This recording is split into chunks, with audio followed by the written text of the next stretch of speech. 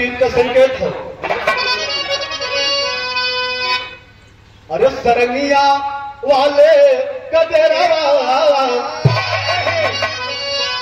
अरे सरंगिया वाले कदेरवा, अरे बताई रे छोटा सी रामा दी।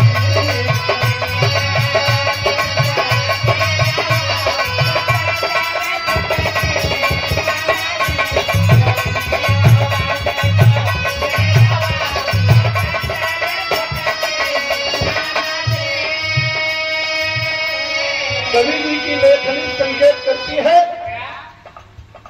एक मंदिर है, उस मंदिर में भगवान भोलेनाथ, माता दुर्गा, लक्ष्मी, सरस्वती, तमाम देवी देवता वास करते हैं। और घर रूपी मंदिर जिसमें हम ठंडी, बारिश, गर्मी हर समय रहते हैं, उस मंदिर से एक मंदिर कम नहीं है। कवि जी दोनों मंदिर का तुलना करिए, क्या कहिए?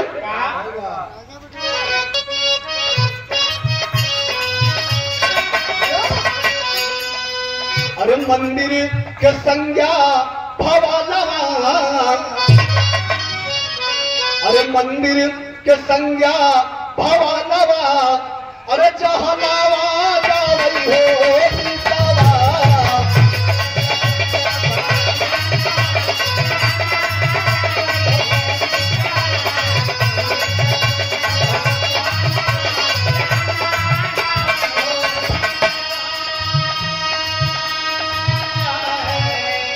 उस मंदिर में भगवान भोलेनाथ, दुर्गा माता, लक्ष्मी, तमाम तस्वीर लगी है, पूजनीय है। लेकिन कवि जी लिखत हो ये मंदिर के देवी देवता के हो, घर रूपी मंदिर के। अरे यह मंदिर के देवी देवता हौवे बाबू माई हो।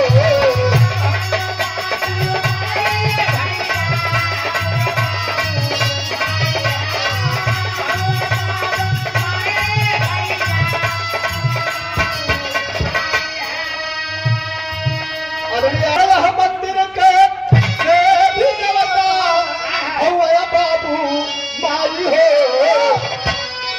सुख सुख पई है दुनिया में जे करी है सेवाई हो।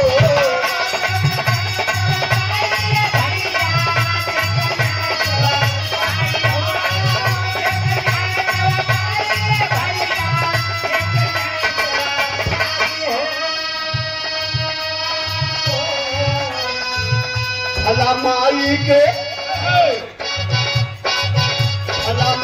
के पावन चरणवा, चरणवा गावई हो सीतावा।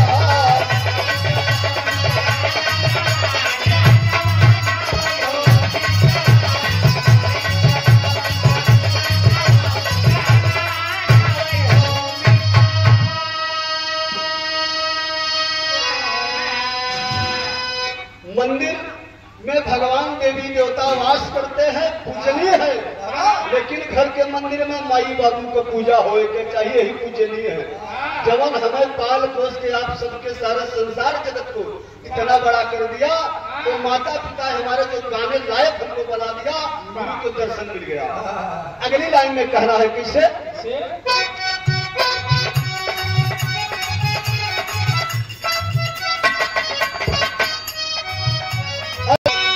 अरे माई बाप से बढ़िया जग में नाही बहू के प्यारिया। अरे चलना सिखावे धरा पर जननी, आपन पकड़ के मोरिया।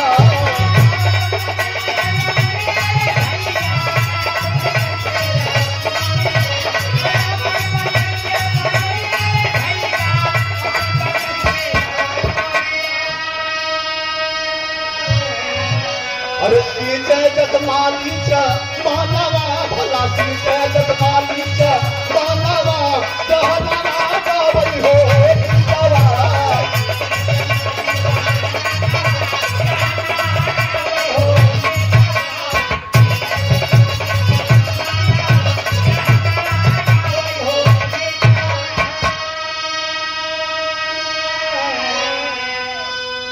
उस मंदिर में देवी देवताओं के साथ पुजारी हुआ करता है।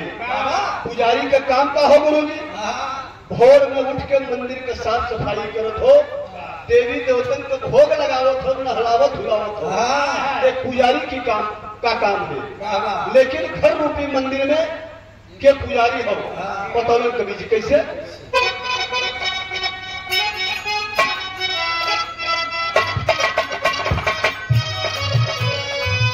अरे यह मंदिर के शोभा होगी, अरे शीलावती एक नारी हो।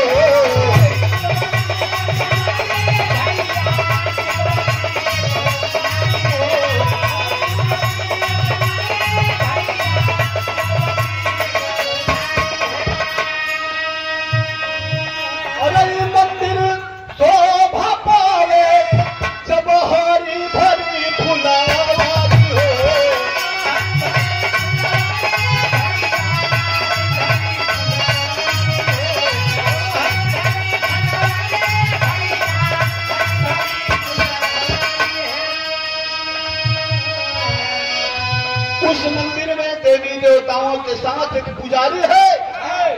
पुजारी भोर में उठकर साफ सफाई करत हो, लेकिन मंदिर के चारों तरफ मंदिर के सजावट के खातिर तमाम तरह के फूल लगौले बा। चमेली, गुड़हल, गेंदा, गुलाब के फूल लगौले बा। वो हरियाली हो, वो मंदिर का शोभा हो। लेकिन घर रूपी मंदिर का एक नारी की जरूरत है जो भोर में उठ के साफ सफाई करे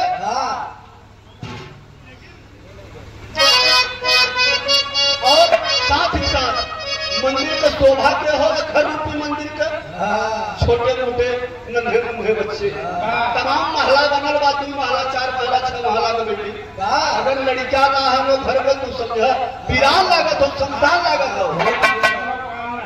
अरे भला खेला जब बचवाया नानावा कहलावा बाबू हो।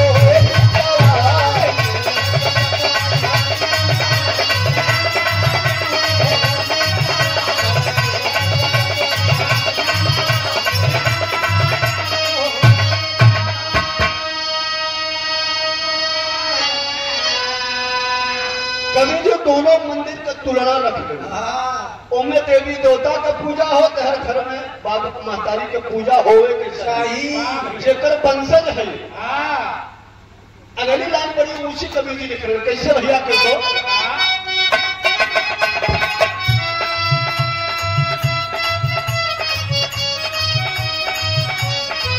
और यह मंदिर पर निर्भर है, अरे पूरा खलक तू घर पारिया।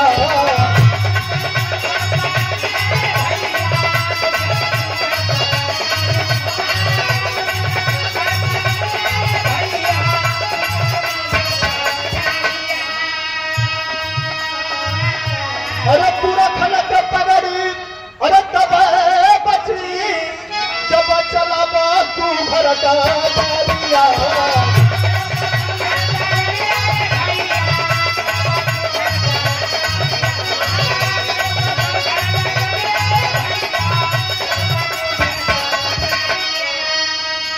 कभी भी लिखत हो कि यह मंदिर पर निर्भर होले पुरखन का सुघर पगड़िया।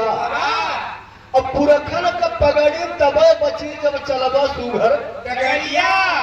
अगर बढ़िया खानदान हो, बढ़िया बचवा पढ़ल लिखल बा तो अपने घर का नाम रोशन करे, अपने महतारी बाप का नाम रोशन करे। अब कभी भी आजकल है कनम लगा दादा रजनारायण है, हे बचवा, हे पप्पू, सुना यार। तब पप्पू चकन लागत बुढ़वा बोला, कहता तब देखा तब तोहरे के लगत कीड़ी काटे। बचवा पानी ले लेकर दिलोटा, कहा जब आज तब पानी को जरूरत को आगे पीछे क्यों ना रहा। अरे यह मंदिर पर निर्भर है पूरा खलक सुभर पगड़िया। अरे पूरा खलक पगड़ी तब बची जब चलब तू घर का दरिया।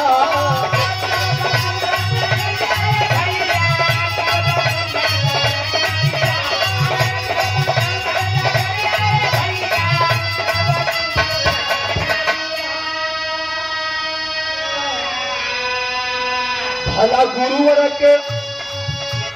गुरुवर के मानक खानवा, भला गुरुवर के मानक खानवा, जहनवा गावई हो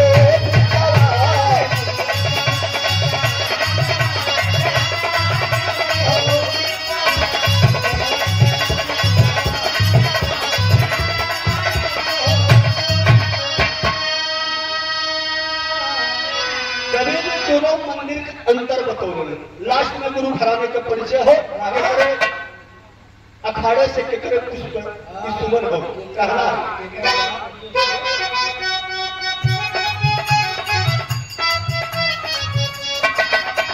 अरे गुरु बिहारी गुरु पत्तू जी जय मंगल स्वर्ग सिधारे हो, नायक लाल कभी पाप पाल जी और सुदाबाज तोहरे सहारे हो। अरे पूजल बहादुर गुरु के चरणवा, अरे जहला